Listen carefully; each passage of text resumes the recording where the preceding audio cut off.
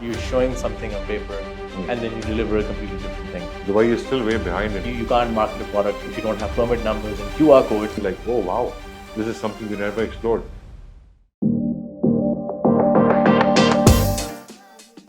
Hello everyone, my name is Daniel. I'm the sales director for the off-plan team at Aqua Properties.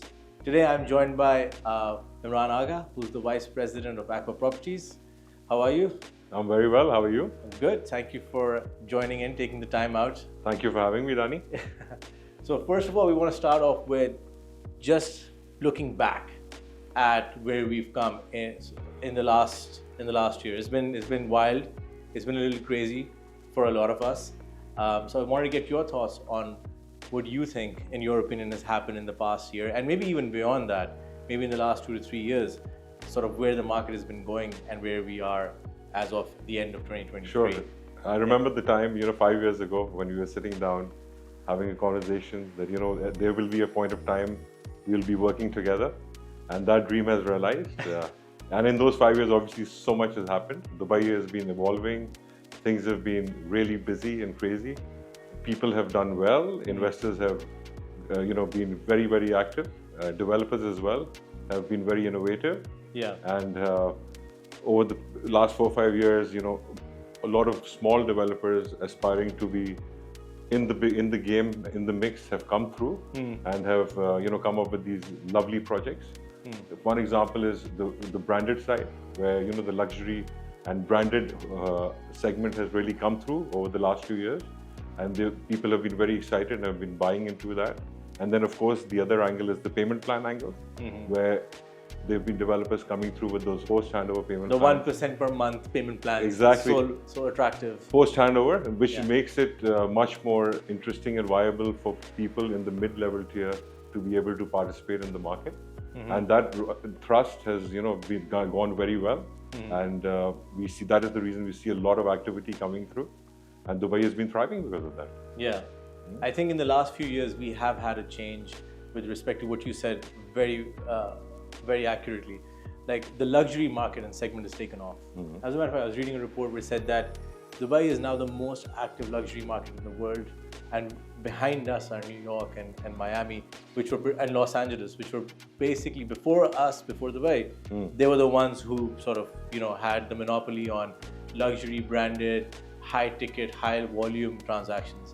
And now Dubai has surpassed that, and we're number 4. For a city and a country that's only 50, 60 odd years old, and to be able to accomplish that in a relatively short span of time, and I think it's only been in the last 3 to 5 years that we've actually picked up to that level. Correct. But it's not just luxury, like you said. It's also for the affordable and mid-tier sections. Right. We see now that the developers that are coming in are coming up with like fancier projects. The amenities are better, the features are better, the characteristics of a building, certain level of quality that we hadn't seen before has started to come in with Dubai. So we're seeing that the standard of living is getting raised slowly. Absolutely spot on. Yeah. So it's not just that the price has gone up. Let's say, for example, a lot of people would say that, hey, you know what, it's kind of getting away from us. But it's also that what people are offering and the developers are offering has also drastically changed. Agreed. But if you still see, Dani, compared to these international markets, Dubai is still way behind in terms of the prices per square foot. Look at Singapore, look at Hong Kong, New York, even Mumbai for that matter. Yeah. Dubai is still affordable that way. Right. And obviously with the vision of the leadership, which has been so dynamic and so diverse, and the challenges that they've faced over the years and how quickly do they adapt, learn, improve, and work on those things have given investors the confidence.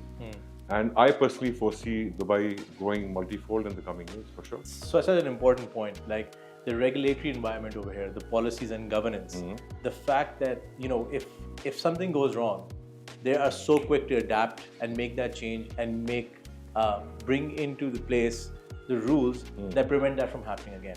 Yeah. We've seen in the last few years the escrow accounts getting set up.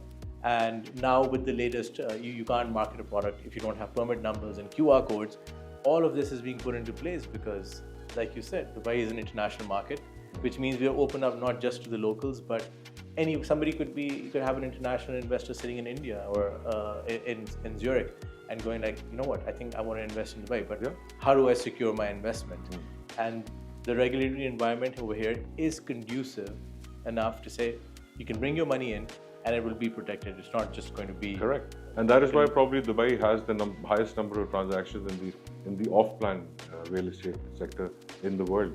And because of these regulations which have come through, investors' confidence are there. For example, initially you could buy a land on a payment plan and then launch and depend on the sales and all those things coming through for the whole cycle to work. But now you have to own the land fully. You have to have, being a new developer, you have to have 50% of the escrow, of the amount of the construction into the escrow account, or build it 50% and being able to sell. So once a developer, new or old, has so much commitment put into a certain development, they're committed. They're committed, and they make sure that Right. the quicker we deliver, and especially with those post-handover payment plans. Yeah. So technically, if you have those post-handover payment plans, by the time you finish the building, you've literally only taken out the capital that you initially injected, And the you profit enjoy is the sort of profits at the very end. So the idea is for them to be able to finish on time, to be able to enjoy those profits and move on to different projects and multi-fold. Absolutely. Yeah? Is it 30% or 50%? So for older developers which have already been in the industry, then there is relaxation, and then it comes down to 30%. Right. But for new developers, and we see a lot of people recently, we know that for a lot of people from the European side, good developers who've had fantastic history within their regions are now actively coming into this market and doing multiple projects. I mean, 2023 has been, I think we've broken all sorts of records, with respect to... Well, Dubai, biggest, best, fastest, the loudest, it has to be. All records have to be. Right. Whatever we do over here ripples across the globe, and we get noticed. And we have so many international people, international investors now moving towards Dubai. I think Dubai would probably be the highest number of over 190 nationalities actively have bought and are buying in Dubai. Absolutely, and I think one of the figures was something like 30,000 new residents. This last quarter, I believe, has been the most aggressive, not only in terms of residencies, but also in terms of businesses opening in these free zones and in Jebel Ali. Exactly right. And mainland. Thousands of new licenses are being issued, people coming in and opening up their businesses. Right. Which is great. Establishing their headquarters over here and wanting to stay here long term. What do you think in the last year for you have been some of the highlights and maybe some of the areas in terms of where projects came up? Anything that you thought that you looked at and you go like, you've been here, you've been doing this way longer than right? Nearly 2 decades. 2 decades. So you've seen... I am young. I feel a bit old hearing that, but You could have had me fooled, right? But, how do you feel like in the last 1 year or 2 years, things that have come up now that you go like, okay, you know what, I wasn't expecting that. And you're also, I'm sure so many surprises have come through in the last 20 years. But in the last 1 year or 2 years, you saw something and you were like, that's actually quite remarkable. That's a good area or a good project that you saw. I specifically feel because of the volume and the sort of turnaround happening in these mid-level tier areas, JVC, Arjan has been there for the last 12, 15 years. But you've seen in the last 12 to 18 months how fast this has picked up. And obviously the main reasons for that is connectivity. Secondly, schools around in that area, hospitals and those facilities. So obviously all these family people would prefer because of the commute, Dubai loves to be buzzing, bumper to bumper traffic. Yeah. And that's what Dubai is all about, right? The bling bling. Right, the buzz. So any family or mother would love the children to be close by, not to commute an hour to school and coming back from school. So these sort of areas, also because of the connectivity around, have really done well and are growing fast. Yeah. Secondly, of course, we looked at this, we touched on the branded segment as well. And with so many names and brands coming through, may it be watches, may it be cars, may it be fashion, may it be furniture. All these brands have now are seeing like, oh wow, this is something we never explored. Instead of selling 2,000 jeans, I can just make a building and then that could be worth 20 million jeans that I'm selling in one go. That is an interesting collaboration that now is happening in Dubai with all these brands. And we'll speak about that more when we get to that off-plan segment. Because I feel like branded residences, like the new frontier, right? Is how do you add more spice to the project? It can't just be the biggest infinity pool, or it's not enough just to have a Zen garden and a barbecue area now. You need to have that extra sort of tag on it to get that premium and to feel a little more special. Yeah, and that is why when you mentioned about these amenities being added, that is what adds value to those specific community or that building, where you know, you go to work, you come back, and then you have all these facilities and the luxuries in your building, within your building, within that radius where you can enjoy it. Considering where we are right now with all these brands taking off, I feel like Dubai is also spoiling us. You know, with this sort of lifestyle, because you could go to London and it's a mature market, or maybe even New York. But I doubt that you'd find the kind of building and the kind of features and amenities that we're making now for people. That is why Dubai is called the architectural heaven, basically. Yeah. You know, you can express yourself, and all these lovely architects and designers love coming here. Right, and experimenting, and that skyline looks so unique and distinct. Like just looking, even today, even though Marina is now 24 years old, not very old, but for us it's, it's old, those buildings. When you stand on West Palm Beach and you look towards the Marina, you see that, Caesar's Palace, Dubai Eye, that Marina skyline, that Cayenne DNA tower.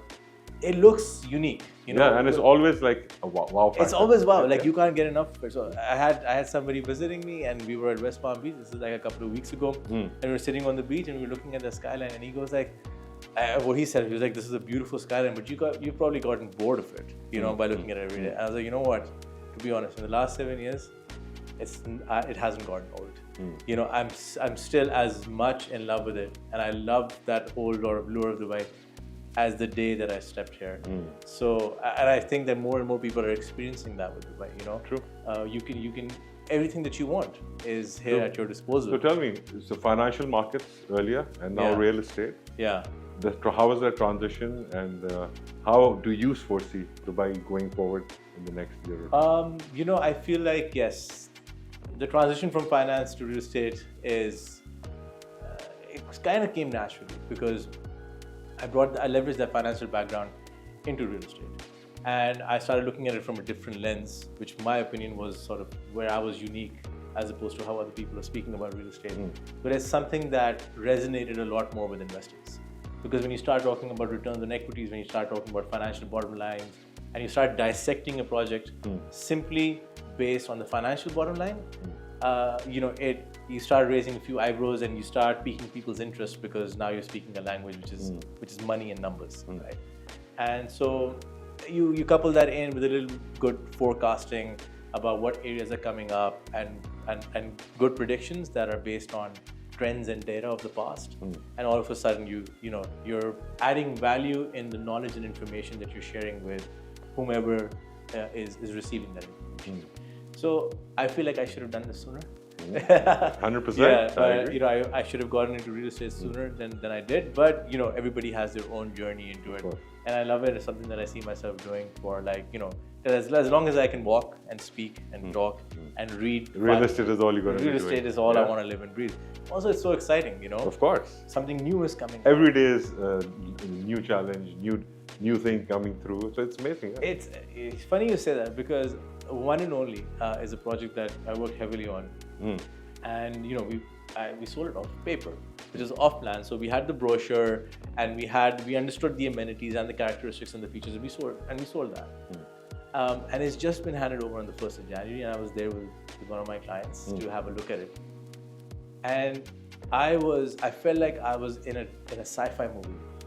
I felt like every little corner of that place was dripping with opulence and sophistication and elegance in a way that could never came across to even me on paper.